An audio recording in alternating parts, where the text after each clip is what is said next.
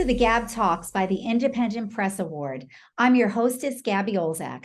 Today, we will be speaking with poet Lee Woodman. Her latest poetry collection, SOULSCAPES, was awarded a Distinguished Favorite for Poetry in the 2023 Independent Press Award. The SCAPES series of poetry has won numerous awards, including the 2020 William Meredith Award in Poetry, and her essays and poems have appeared in numerous publications.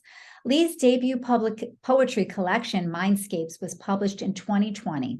She's received an individual poetry fellowship from the DC Commission on the Arts and Humanities in both 2019 and 2020, and a Virginia Center for the Creative Arts Fellowship in 2022. Lee has a bachelor's degree in art from Colby College and a master's degree in art education from Hartford Art School. She's had careers in radio, television, and film production. She's a former manager of multimedia and executive producer at the Smithsonian Institution, senior advisor to the director of the National Museum of American History, president of Lee Woodman Media, Inc., and VP of Media and Editorial at K-12 Inc., an online education company. A childhood in France and India inspired her passion for art, theater, music, and words. Wow, you are so accomplished, Lee. It's a pleasure to have you. Congratulations and welcome to the GAB Talks. Thank you. It is such a pleasure and such an honor, and thank you for the award. Of course. So let's get right into it. As I mentioned in your bio, you've had a varied and impressive career: performance, producing arts, graphic arts, choreography, interactive media, museum administration. What inspired you to pen your first poem at the age of 66, and why poetry? Great question. Well, I've been a writer all my life. My sister and I, at age 4 and 6, used to write newsletters and put on plays in our driveway. Then in my career, I was a radio and television producer, so writing scripts. And then when I was working in the museum, exhibition scripts, strategic plans, all different kinds of writing. When I decided to, and then the same thing when I worked for my own company, but when I decided to retire from working for other organizations and go back to my childhood love of art, theater, music, dance, I decided to leave the Smithsonian. That was in 2014. And I said to my boss, you know, I've come full circle. I really want to get back to the arts in some ways.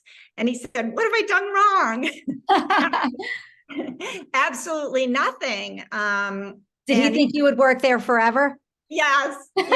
Well, most people do. It's a fabulous place to work. But anyway, I had, when in India and France and in college and everything, I had really studied dance all my life and art and then music and theater. So I didn't know exactly what I was going to do, because at age 66, you don't have quite the capabilities you have to do all those things. And I took my first poetry class at the Writers Center here in Bethesda, Maryland.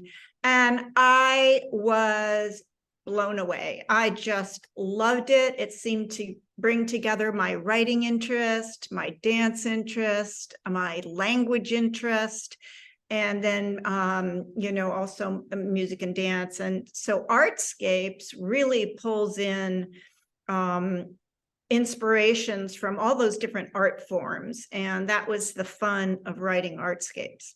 So Artscapes is your third poetry collection. It's an ekphrastic poem collection based on 20th century modern art from the National Gallery, the MoMA, the Guggenheim, the Prada, the Louvre.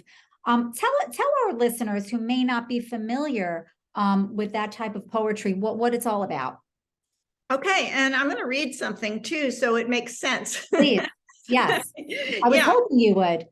Yeah, well, what I do with writing any kind of poetry on any topic, and all 4 books have different themes, is first do just a lot of staring. And for visual arts, people can imagine my staring at a lot of galleries and museums and street shows.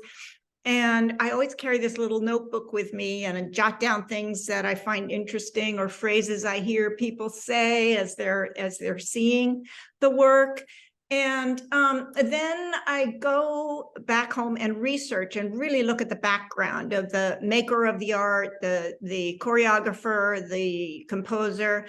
And then it becomes clear to me what my idea for my poem is going to be and what format it should be in, because there's so many different kinds of poetry you can write. Mm-hmm. There's free verse, there's villanelles, there's pantoums, there's haikus, there's sonnets. It just goes on and on. So that's part of the fun of it too. So let's see, I'll read one poem from SCAPES that was inspired by a piece of art by Andy Warhol in the National Gallery. And I feel when I go into a room of art that an artwork chooses me, and I walk right over like a magnet, and then start my looking. So what specifically about the piece of art spoke to you? You said it chooses you. What specifically about this one? Well, it's in the poem, but it's a picture of Mao. And Andy Warhol did many different studies of Mao, and then in many different colors, and they exist in several museums all over the world now. But this one is called Vanquor. And this is his piece done in 1973. Mao chooses me, massive man, square head, solid stance, leader, CCP, deep purple background, violet wash. I must stop. Struck still in the gallery, I conjure his maker, Andy Warhol, because he's there too. Golden plumage, same two tufts of hair, both heads the shape of Hello Kitty. Lurking from behind, Warhol slips into the chairman's left sleeve. Bodies morph, merge as portrait, breathe in unison. By reflex, my hand clasps my chest, an autonomic gasp. I realize they're wearing my blouse, single button. 3 is 1, we pledge allegiance, hands crossing hearts, their countenance exactly mine. Stony stare, contemplating. 6 nostrils blend into 2. Our lipstick is lavender. Our chins set. Who is who? I am Chairman Mao. Wow, that was fantastic. Definitely a connection and meaning through the imagery and the words. I mean, I can see the work in front of me without seeing it. Definitely imagine it in my mind's eye. Oh my goodness. That's just thrilling to hear. And I always feel like people listening to my poems are kind of making their own pictures and own stories and sort of writing alongside me. And that's the thrill of being a poet and doing performance art and reading like this. It's wonderful to be able to do an interview to talk about the book and the life and the marketing and all of that. But the reading is the part that is so thrilling. So what emotions do you hope to evoke with your poetry, with any of your poetry and all of the scapes? That's a great question, Gabby. There are so many emotions that come through poems, and I'll tell you some of the topics, and then you'll understand some of the emotions.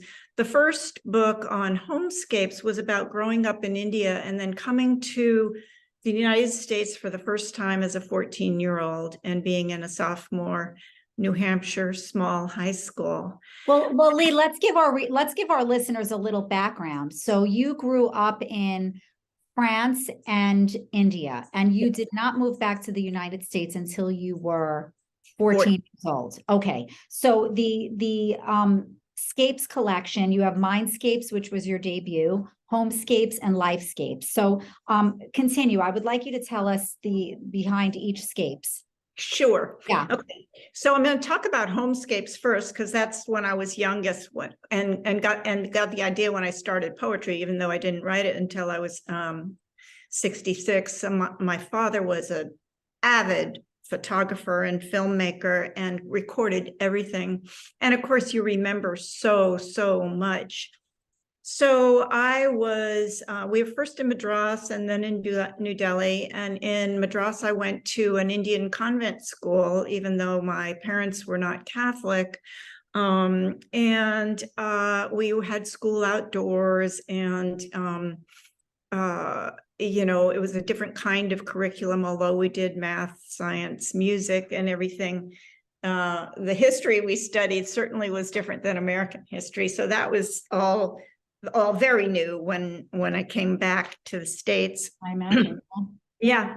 And so one of the poems that I wrote, that's actually, I chose the form of a villanelle, which has a repetition, and you'll see in certain lines that repeat and repeat. And it's a way of really pushing forward an idea that's so emotional for someone who has maybe not just one home, but several homes. And with immigration, I think people who hear this poem today, and they always tell me this, feel very moved about what it means to have a home. Home leave. What should I answer? How to explain? Do you really go to school in New Delhi? We were curious strangers, both home and away. 3 months of questions, some hard to convey. Do you speak Hindu? Do you wear saris? What should I answer? How to explain? Do you ride elephants? Been to Bombay? Do you eat curry? And what is a lychee? We were curious strangers, both home and away. What are you doing in the USA? Do you like TV? Know how to ski? What should I answer? How to explain? Well, we're visiting family. Dad's on holiday. We love grandma's ice cream. We're glued to TV. We were curious strangers, both home and away. On return to New Delhi, my friends would all say, where were you during the lights of Diwali? How should I answer? How to explain? We were curious strangers, both home and away. Wow, I love that. That's actually, I think, the feeling that a lot of people get when they immigrate from one country to another. Really, neither one really feels like home. And I think that you communicated that, and you feel like a stranger in both places. And that was beautiful. Well, thank you. And, I feel like I'm a global citizen. My parents were very, very adventuresome. And so my father was born Unitarian, third generation Unitarian, and my mom a Baptist, but she switched when she married my dad. And then we went to India when we were so young. My mom, 8 months pregnant with my next sister. Wow, that was brave. Well, she told people, I think there's been a lot of babies born in India. I think I'll be fine. But they took us, because there weren't, the normal churches we might have had in America or maybe European countries. They took us everywhere. We went to mosques, we went to temples, we went to all kinds of art experiences, street parades, Independence Day parades, and so forth. So we really got this other way of knowing about the world and knowing about languages and the have and have nots and different smells and different tastes and different colors. So I do write about colors too. So Lee, you said that you're spiritually open to all faiths, but your true religion is education and exploration. Yeah. Tell us about that. Well, that's one of the reasons I'm writing SOULSCAPES right now, because Your fifth collection.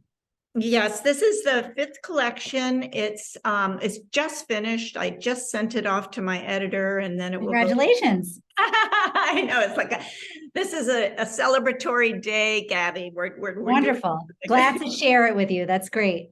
So spiritually, I would call myself a seeker who admits and ponders all kinds of gods. And because I learned to be open to all aspects of faith, not only the ones in India and the Middle East and so forth, but Native American beliefs, tribal beliefs in countries that were very nature-oriented. And so I started to do some deep research into different kinds of beliefs and practices, and like origin stories, spirit animals, tarot, witchcraft, lucid dreaming. There's so many different ways of knowing in the world. And I found this completely fascinating because I'm part skeptic, rational skeptic, and part part believer in things that aren't really explainable by logic. Mm-hmm. And so poetry seems to be the perfect way to love both the science-based factual world and the magical, mysterious unknown. So do you see poetry as somewhat of a bridge between the spiritual and the scientific worlds then? I do. Tell us how, can you read us one of your poems from SOULSCAPES that would evoke that feeling the most? Absolutely. I'll read the first one, and then I'm going to read one of the spirit animal ones. So the first one is called A Child Asks, and I open the book this way because it's an invitation for readers to think, well, let's consider these what ifs and think about nature, think about past lives, think about people who believe in ghosts or want to communicate with the dead. So anyway, a child asks, what is God? I think not darkly. God is death. If ashes are ashes and dust is dust, I go underground and rest. There I am fertilized by loam and water, beckoned by life to be. When ready, I push up and bloom color, never knowing the hue. I answer the child who instinctively knows azure is azure, scarlet is scarlet, and God is in the flower. Beautiful, just beautiful. Which SCAPES collection has had the most significant impacts on your life, Lee? The SOULSCAPES is the fifth one. It seems to be a very powerful collection of poems. Well, thank you. And it was a big experiment because you can imagine that there are a lot of feelings about what to believe and how to believe. But what I found in studying all these different things, that really human beings are looking for the same kind of things overall. They want a community. They want a sense of meaning in the world, bigger than themselves. And there are myths and symbols in traditional religions, and there are myths and symbols in voodoo and witchcraft. It's not all that dissimilar. It's just you kind of have to open your brain to think, wow, people come to understanding things in many different ways. But I think one of the hardest books for me to write, because it was a difficult human experience, and it was also during COVID, and that was a separation and divorce during COVID. And then I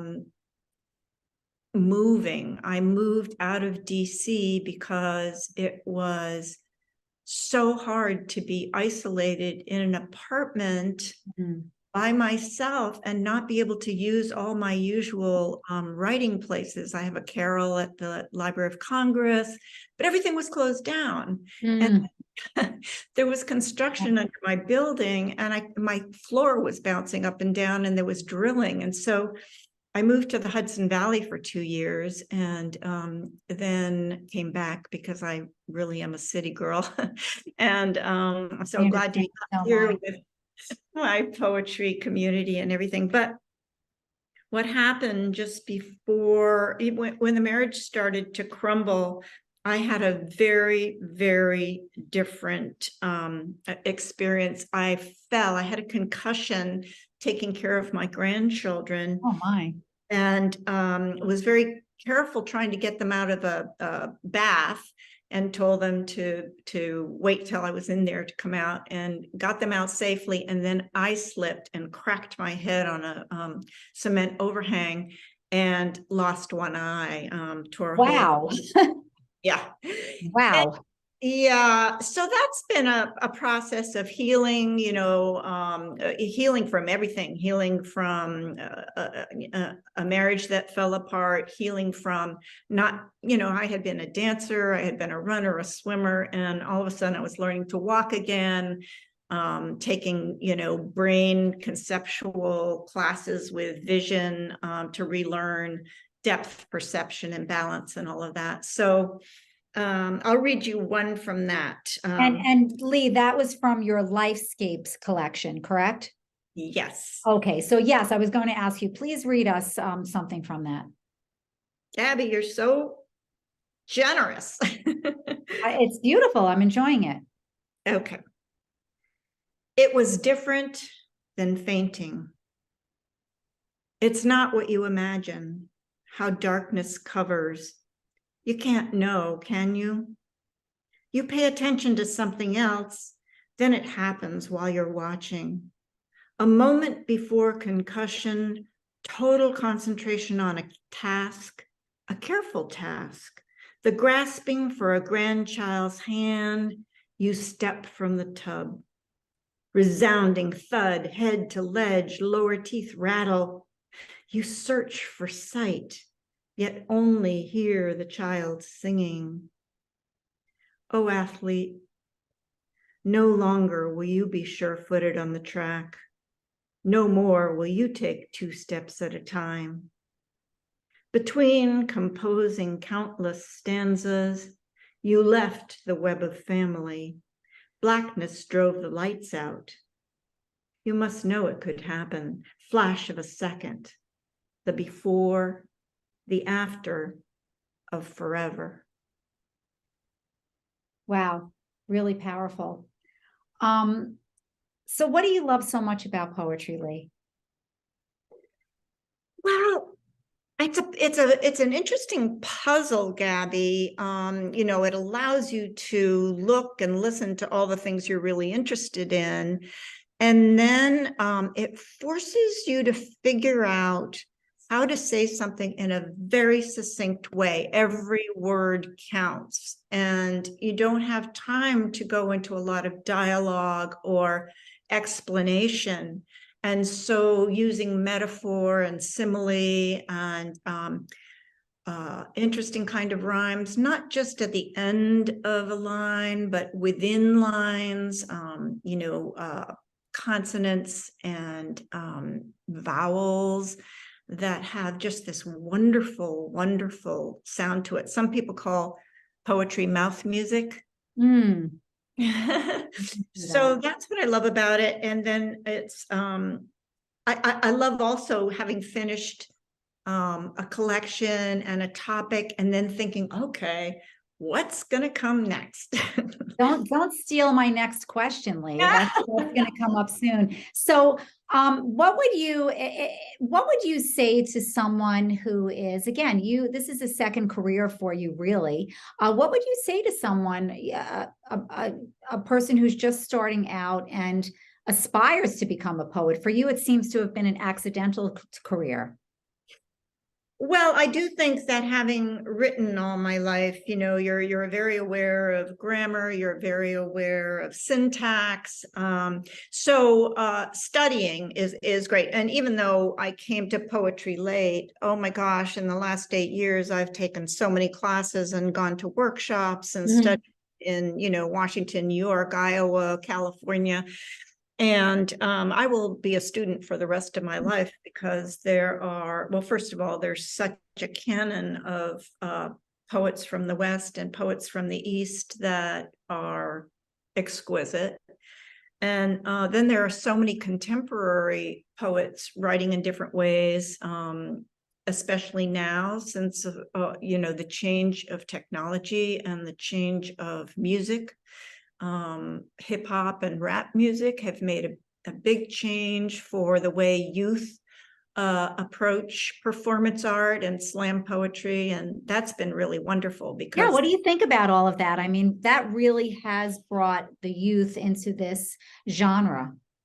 There's a big uptick in readers and performers. And then, Amanda Gorman being President Biden's choice for Poet Laureate, inaugural Poet Laureate. Yeah. Incredible. And, Bob Dylan winning the Nobel Prize for Literature, for poetry.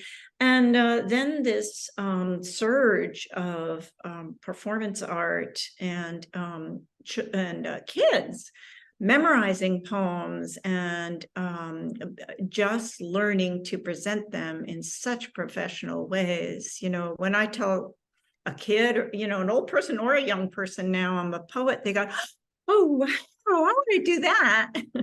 You probably wouldn't have gotten that about 30 years ago. No, people would have moved to the other side of the lounge. Like, oh, you're just a poet. I see. Okay. So that's good advice for aspiring poets, that, and smart people know this, that every day is a learning opportunity, and you can always learn more. And there are always people who can teach you valuable lessons and tools that you can use in your craft. What's something surprising you've learned about yourself during this journey? Well, I'm surprised at how much my forays into the business world have helped, because when I had my own business in particular, but also at the Smithsonian Library of Congress, in radio and in film and television, even though you have people in the stations and the networks who do some of the scheduling and some of the program, you have to learn to be a really good marketer and to be able to talk about your work and so forth. And so I went out into the business world. One of the reasons I went to K-12 Inc. was, I was bringing to them knowledge of multimedia and production and editorial, but it was there that I learned marketing and how important it was to be first to market with your product. And my niece, who I've had a lot of mentees. I love working with younger employees and younger people in general. And my niece, who had actually been in childhood education and liked it and taught, got to a point where she, being single, wanted to make a better living. And she said, do you have any suggestions? And I said, yeah, I would go to business school. And then I would bring your knowledge, whether it's about writing or poetry or art or elementary school, to a much bigger frame of understanding how people look for products, how they respond to advertising, how to speak in public and all of that. And she did it. And it really worked. And I see that time and time again. What is your hope for poetry going forward? Poetry is a genre. Well, for the world, I hope that that more and more people catch the fever. And I think that's happening. You know, there are so many independent presses now publishing poetry, and really good poetry. And I think that MFA programs are growing by leaps and bounds, and you know, that's an option. It's not a requirement to be a poet, but it's certainly a way to learn.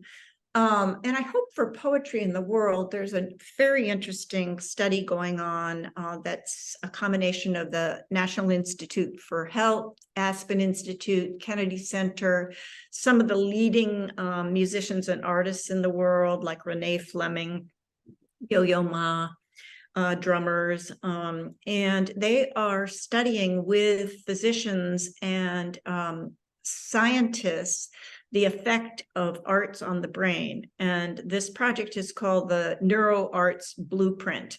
It's in its second year. And it is really proving, not just by anecdotal evidence, but by measurements of the brain, electrical and magnetic measurements, that art, dance, music are helping veterans with trauma, children with autism, people in general who feel fearful. They have a certain amount of calm and ease of tension when working with art or hearing literature or poetry. And then music is incredible for adults with dementia. That's amazing.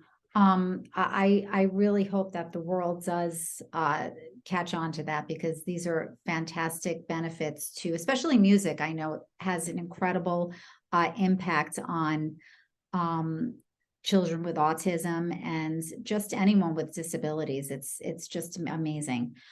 So I know that you just finished SOULSCAPES. It's your 5th collection. Congratulations. And is it at the publisher now, Lee? It's at the editors now. Okay. And I don't know how much time we have here. How are we doing? We're good. We're good. Okay. I want to find out when you think it'll be published, where our listeners can buy it. So let me tell you everything about where people can find out about all the books and all the new ones coming. Please. Yes. Okay, so a very, very easy website, poetleewoodman.com, spelled poet, Lee, L-E-E, Woodman, WOODMAN.com. It has all 4 published books there, with the publisher information, with all the bookstores where they can be bought. And then there's, I actually have a lot of recordings on the website, so people can sample from each book, or from readings that I've done that are composite readings. And what else is on there? Possibility to sign up for my mailing list, because I send out information about when I'm going to be performing next or reading next. And that's where I'll put all the information about SOULSCAPES. Perfect. A book usually takes about a year to get published once it's finished. It goes through the editing stage. Then there's the choosing of the artwork for the cover.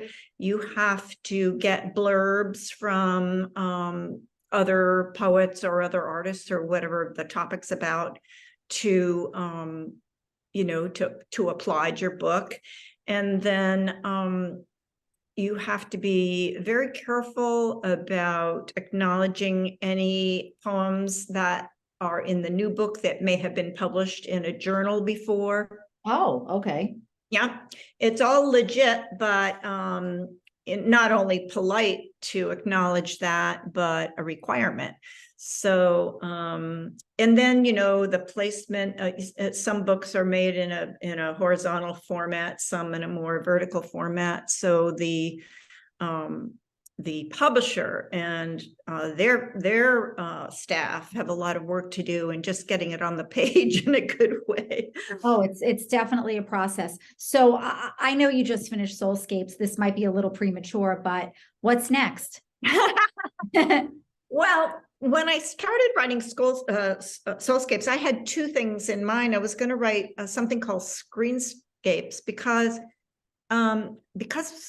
I grew up in India in the 50s and early 60s. There were no televisions in homes then, and so no television, but we had radio, and I was fascinated by radio. I used to listen to Radio Ceylon, which now would be Radio Sri Lanka, to Voice of America. And so that's where I learned about Chubby Checker and Wow. yeah, the Beatles and everything. And then the irony of it was when I came to the States, I got interested through my college work, and then through my getting into my career in radio and television, became a television producer. Never had one as a kid. So I think it's kind of an interesting story how you approach producing when you haven't had a lifetime of watching. And then after I retired from the Smithsonian, I became a binger. So I might write Screenscapes. I might call it binge, or I might call it Screenscapes. But it's kind of a look at the history of television through the eyes of a kid who didn't have it for a long, long time, and then became an expert in it, and then became a watcher of it. Wow, that sounds fascinating. We'll look forward to that. So thank you, Lee. This has been so wonderful speaking with you.